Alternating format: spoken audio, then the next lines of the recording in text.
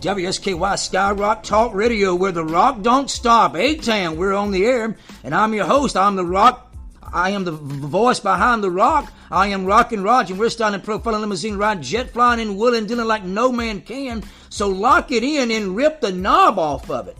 Welcome to the place where perseverance, passion, purpose, struggles, and breakthroughs, friendships, and new beginnings, the place that changes the way you live. Once again, this is a passion project. It's a way for you and I to give back.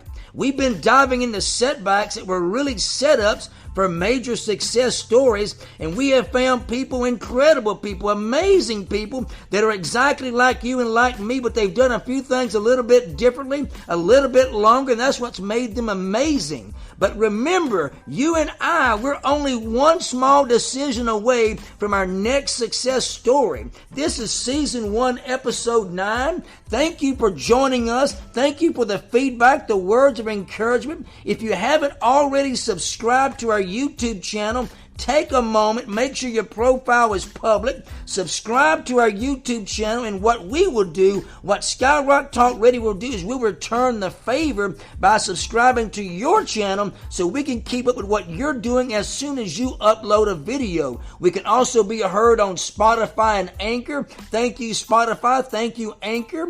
And we are coming together, ladies and gentlemen, to build the strongest rocking, reaching our community, reaching our city with kindness movement social media in your area has ever seen, because the more we share your story, our story, the more lives we can change. So thank you for joining this movement.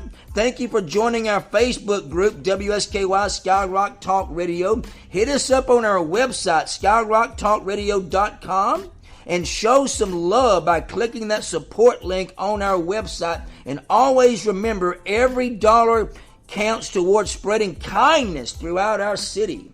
Here we are, ladies and gentlemen, another day to reach our goal. It's hard, it's frustrating, it's even impossible to think about our goals that must be reached, but we can do it.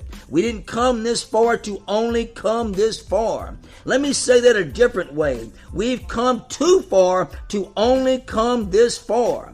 We've been through too much to turn back now. These are not words that I'm just saying. These are words loaded with experience. These are words loaded with pain. We've all been through so much to get where we are. Look at where we are right now. Now take a moment and look back at the obstacles that we've gotten through. Why throw them away because we're tired? Why throw them away because we're in pain? Why throw them away because someone said we would not be this far? We are right now. We are where we are right now because of the results of those obstacles. We've made it through, and we're now stronger because of them. Remember, we didn't come this far to only come this far. Let's make our goal our reality. Remember, love and kindness to you. Be kind and love always, person to person, one kindness at a time, and let's reach our community. Let's reach our city with kindness.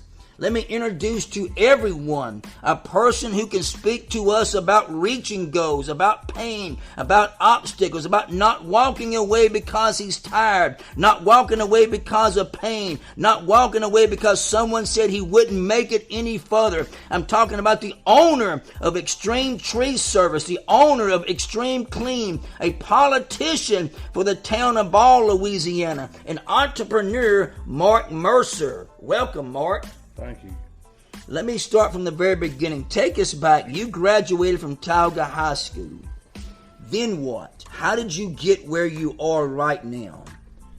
I went through a period, I guess like most young men. I went to college for a little while and went through a period of not really knowing exactly what I wanted to do. And I finally ended up starting a business. I went to college originally for criminal justice, so my time in college wasn't necessarily geared toward business. So I had to quickly learn business by certain things like reading books and getting around the right people and things of that sort.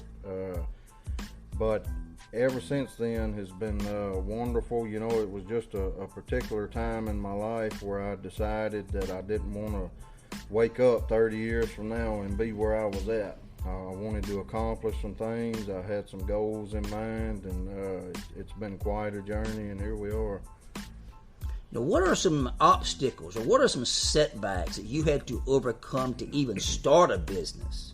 One of the main things, and I hear this from everybody, and it was definitely true in my case as well, a lot of people have the notion that if you're not born in a rich family, or you don't have rich relatives, or this, that, or the other, that you have no chance in business, you have no way, it's just not possible. So for me, I was faced with similar things. My family definitely has money to live on. Lights were always on, food was always there. My parents took great care of me, but we weren't rich by any means. So I was faced with the obvious obstacles of trying to find funding for certain things that I had to have, trying to find ways to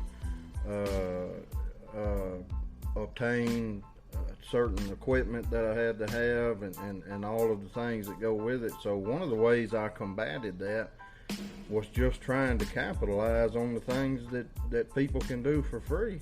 You know, there's lots of things like networking. I mean, that gets so looked over, and it's something that you can do for free. I say free, it's not monetarily, but it's time. And time, if you look closely, time is the most precious resource we have. We all have a certain amount. It's interesting that we don't know the amount, but we all have a certain amount of it. And so I really started utilizing things that I could. Instead of focusing on all the things I didn't have, I started trying to maximize the things that I did have. And over time, those other things came. You recently posted on social media that the best part of owning a business is not being the owner, or not telling people what to do, or not making money. The best part of owning a business is being able to treat people the way they should be treated. You believe in hard work, you believe in dedication, and making the customer happy.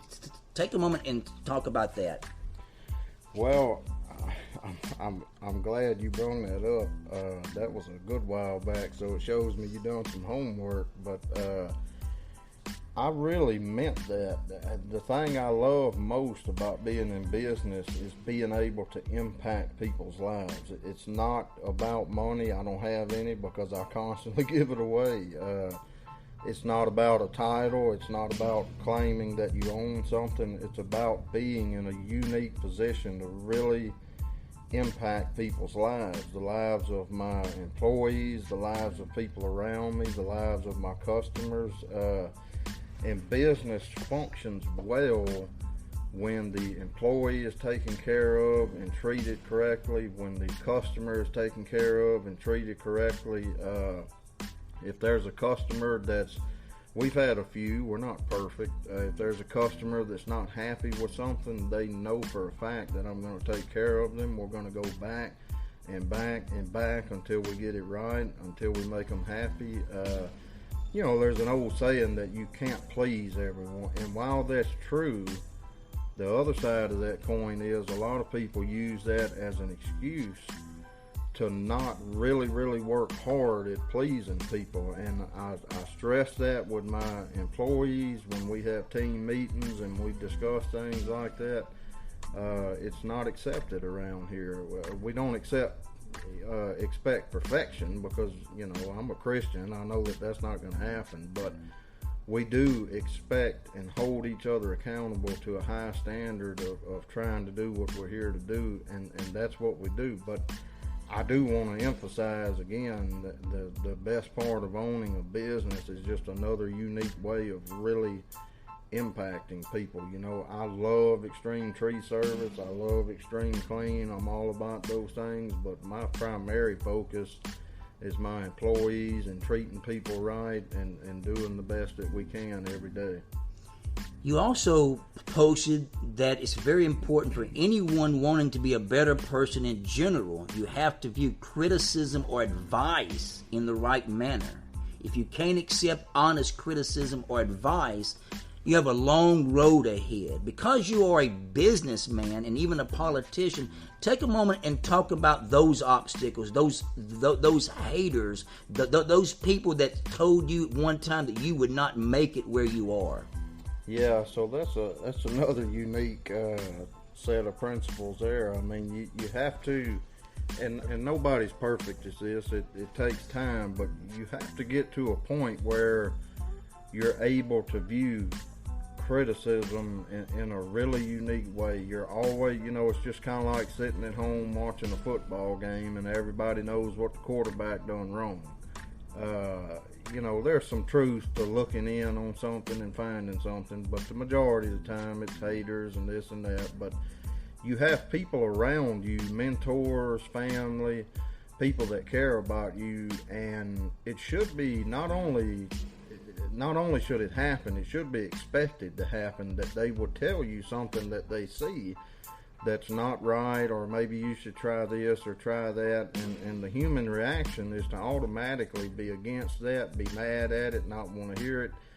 And if you're going to be successful, you have to get beyond that. You have to be able to take constructive criticism, not just criticism in general, but you should be able to take constructive criticism, and the way you decide if it's constructive or not is if it's coming from someone you care about, someone that cares about you. If it's coming from someone that hates you, then you just let it go in one ear out the other and keep on walking down the road. But if it's coming from somebody that really cares about you, then I think you owe it to that person, you owe it to yourself, and you owe it to everyone around you to listen to what they're saying and at least consider. You don't necessarily have to make changes, but at least consider what they're saying.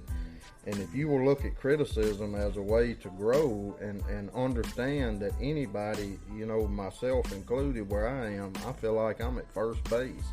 I feel like I don't know nothing about business. I learn things every day. I speak to people every day that enlighten me of things. My employees that are not business owners teach me things daily. I have that relationship with them, and as far as politics is concerned, it's the same way. I had a lot of people want me to run for mayor right out the gate. I said, no, I'm not doing that. I'm going to run for council. I like what I'm doing in business. I don't think that anybody should have such a high view of themselves to think that they can't learn things, and learning can come from all sorts of ways. But it's important, if you're going to succeed in life, it's important to get your pride out of your way. One of the best posts that I've read from you, you said every human within themselves have the potential to succeed in life. The big tragedy is that most people die while they live. Goals disappear, plans disappear, ambitions disappear, routine sets in, and folks forget they have the power to be courageous and adventurous. Then you said, by perseverance, the snail reached the ark. A little effort each day pays off more than big efforts occasionally. Take a moment and talk about that. Well, you said a mouthful there, and that's about, I think, 3 or 4 quotes wrapped into one post. But there are, in my mind, and I didn't come up with these are just, natural things that we should know, but there are, to me, 3 critical areas to being successful, whether that's in business or whether you just want to be successful yourself, whether you're managing an organization, teacher, whatever it is that you're doing. To be successful, there's 3 critical things. One of them is reading and constantly learning. You have to, and you don't necessarily have to read. I mean, they have audio books and things of that sort, but constantly learning. Business is something that changes constantly. Employees constantly have certain things that they're evolving with, and you have to help with. And if you're sitting in neutral, not learning or reading or understanding and changing in certain ways, then you're never going to make it. You're just dead without continuing to make progress. Another one is bad company corrupts. We know it is bad company corrupts good morals, but who knows if they got good morals, so I just call it bad company corrupts.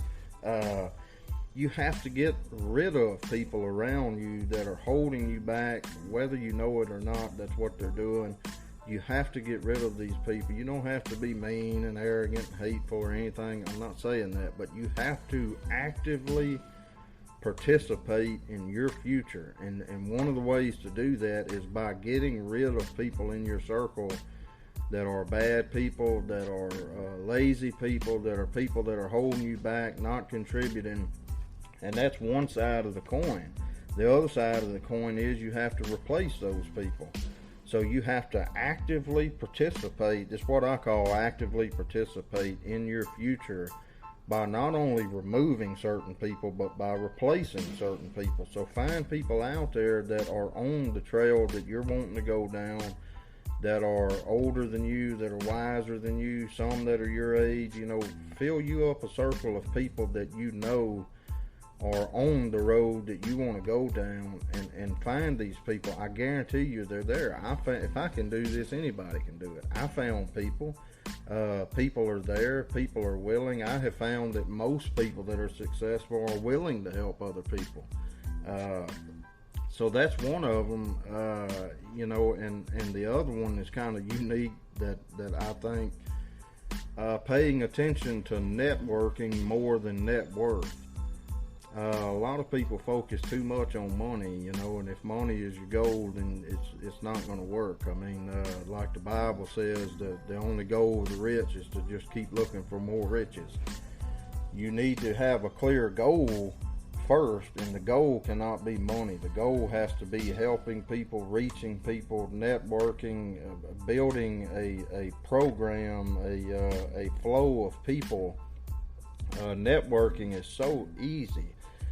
And it's not taught a lot in school for various reasons, but it's something so easy and can help you be successful. I mean, you can, like me, for example, I'm involved in dozens and dozens of organizations. One of them just comes to mind is Pineville Lions Club. The only reason I'm with the Pineville Lions Club is because there's not one in Ball. But these are people that I met that are wonderful people right here in the community. I never knew. I did know a few of them, but most of them I never knew prior to that. I've gotten tree jobs from these people. I've helped these people with things. They've helped me with things. We've helped people that needed certain things together. We've worked on projects. It's just incredible. These people love me. I love them. They're incredible people. Had I never actively participated in my future by networking with these people, we never would have met. So I mean, you have to do all those things. And as far as the last part with the snail reaching the heart, that's a creative thing I've seen from Charles Spurgeon, who was a great Christian of the past, and it just, bringing that over into the world side, it just highlights that if you constantly or making some type of effort, you're going to naturally end up further than somebody that's just occasionally trying to do a lot. And being in the tree business, I tell my guys all the time, it's kind of like you ride around and you see an older man out in the yard in the heat of the summer. Like right now, you'll see these older guys in long sleeve shirts or something, and most of us are just thinking, what in the world are they doing wearing that? But they're older and smarter, and they know that if they go out there and they just get them a pace together and they go a little bit, by time noon gets there, the younger guy in the shorts and a short sleeve shirt is wore out sitting in the shade, and the old man is still going. And the reason he's still going is because he developed a pace. He kept the pace, and he's still going. And it's similar in our lives. You don't have to build the Brooklyn Bridge overnight. You just have to get yourself set up, get your goals established, get the right people around you, actively engage with these people, and make yourself stay busy on the goal, on the task, on the progress, and you will accomplish it. And the opposite is very true. If you don't do those things, you're not going anywhere. take a moment and advertise, if you will, for the Xtreme Tree Service and the Xtreme Clean. Xtreme Tree Service is, and obviously I'm a little partial, but we are second to none in giving back locally. I made that and continue every day. Ever since I got in business, I have actively every day made it a point to make sure that we stay on top in one area in particular, and that is giving back locally. We are involved in so many things, and here again, this branch is right back into networking. But we are involved in so many organizations, and people know us by that. Now, obviously, we focus on being a good tree service, and we have that. We have an incredible reputation. We never advertise ever, and we stay busy year round. So that tells you something right there about our reputation. Dalton Johnson, the boy managing the tree company, is incredible. It's incredible how much he's learned, and he's been here 4 years now, or right on the doorstep of 4 years. It's incredible what he's learned. He's really, really good at what he does. He's a hard worker, and everyone else on the team is the same way. Xtreme Clean Detail Center and Ball is similar. Naturally, as I said earlier, we're human. We had a lady the other day that wasn't necessarily happy with us, and she knows that she's going to bring it back, and we're going to take care of it.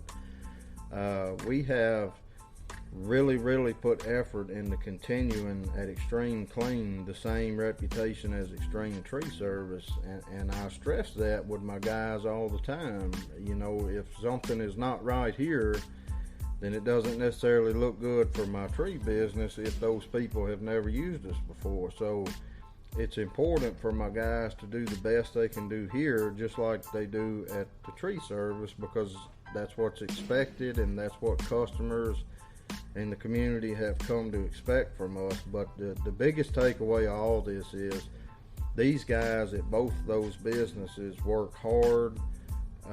They do a really good job, and they contribute to the overall picture, which is a organization that does so much for so many people. And it's really a pleasure to be able to do that.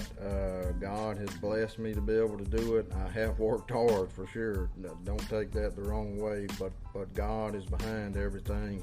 He blessed me tremendously. He sent the right people to me. He orchestrated and set things in stone that got me and all of us to where we are, and I am incredibly thankful for a community that is supportive of businesses like mine. I'm incredibly thankful for a family that's always been supportive, and certain mentors. I can't even get through this without mentioning Mike Johnson, for example. He was a massive influence on my life in my business years.